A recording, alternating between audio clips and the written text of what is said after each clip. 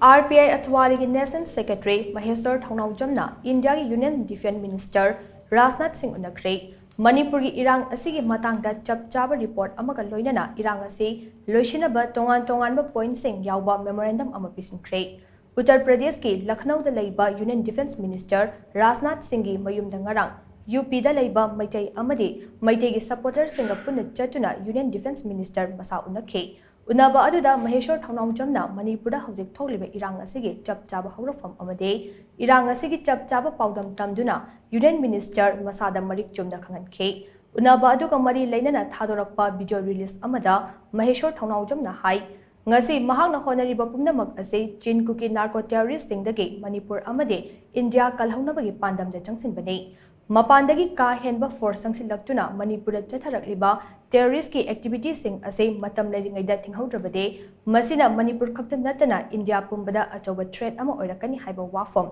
Union Defence Minister da thamlamkhe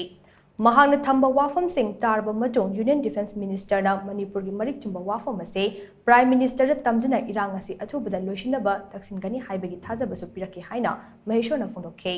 Amaromda achumbagi damak siba kidana Manipur gi imasingna changsiliba khongjang asina malem gi miyamna Manipur gi nupi asi singthanari bane Manipur kaiba yaroi haiduna khongjang changsiliba imasing lan uhannaba honarakliba ase yaba ngamloi pumnamak ase kokhanduna Manipur tangdu leitaba hanjin hanaba kuki lalhauba singa leinariba su ase lautho Manipur NRC mapung fana chana halu haibana chingba wafam singju taksilamkhe Maduda Union Defence Minister masamakna Manipur gi isi ase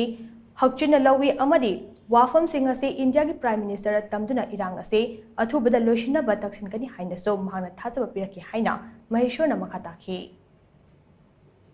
Koigi hainaba wari amsu lei yes ahumda kainom change aduna yes ahumda kainom changba tahaloisi aduna leibiriba leader mayam se Manipur nuksiba ngata oibanina ongtang punjallaga akhoi pot akhoi na haisi bebar tawbiu discipline leibiu adusu makhoina hairige tani haibududi yaroi akhoi na khara asengba do khanganba mathau tai aduda khanganaba honasi aduda khanganaba tawsi aduda action lokholaktragana tawraktabi thaba ama taw tare adana akhoi isana akhoi imagi leibak kangadabane mina kanbigadam nati akhoi kangadabani